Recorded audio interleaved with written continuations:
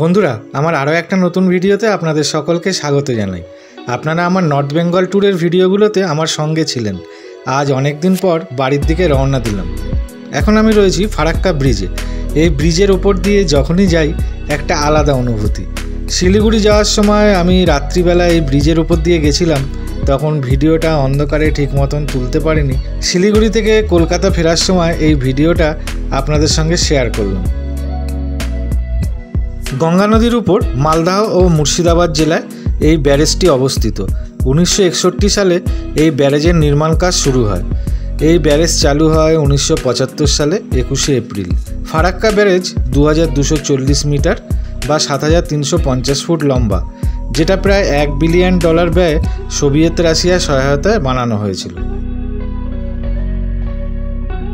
এই ব্যারেজে মোট 109টা গেট রয়েছে। এই ব্যারেজের ওপর দিয়ে গেছে 34 নম্বর জাতীয় সড়ক ও রেলপথ, যা কেবল উত্তরবঙ্গ এবং দক্ষিণবঙ্গকেই নয়, ভারতের উত্তর পূর্ব অংশকে বাকি ভারতের সঙ্গে জুড়ে রাখতে বড় ভূমিকা পালন করে। এই ব্যারেজের মূল উদ্দেশ্য ছিল জলের অভাবে হারিয়ে যেতে বসা গঙ্গার শাখা নদী ভাগীরথীকে পুনরায় গঙ্গার জলে পুষ্ট করা। দিন দিন নাব্যতা হারিয়ে যাওয়া কলকাতা বন্দরকে পুনরায় কার্যক্ষম করে তোলা। বাংলাদেশ সীমান্ত থেকে এই ব্যারেজের দূরত্ব 16.5 কিলোমিটার। হিন্দুস্তান কনস্ট্রাকশন কোম্পানি এই ব্যারেজটি তৈরি করে। এখন এই ব্রিজটা ফাঁকা রয়েছে, তাই সহজেই যাওয়া যাচ্ছে। যখন ব্রিজের উপর প্রচুর গাড়ির চাপ থাকে, তখন এই ব্রিজের ওপর দিয়ে যাওয়া খুব কষ্টকর হয়ে ওঠে।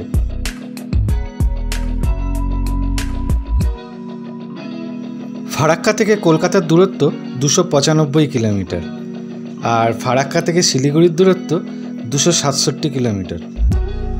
কলকাতা থেকে শিলিগুড়ি যেতে বা শিলিগুড়ি থেকে কলকাতা আসতে ঠিক মাঝামাঝি পড়ছে এই ফারাক্কা ব্যারেজ।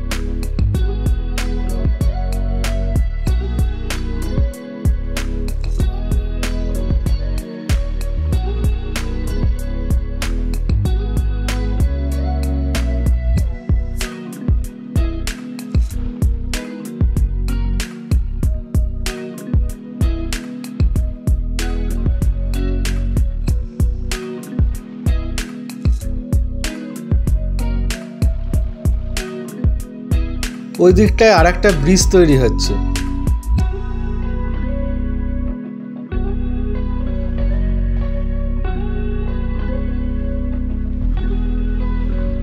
বন্ধুরা, আপনারা এই ভিডিওটা এনজয় করুন।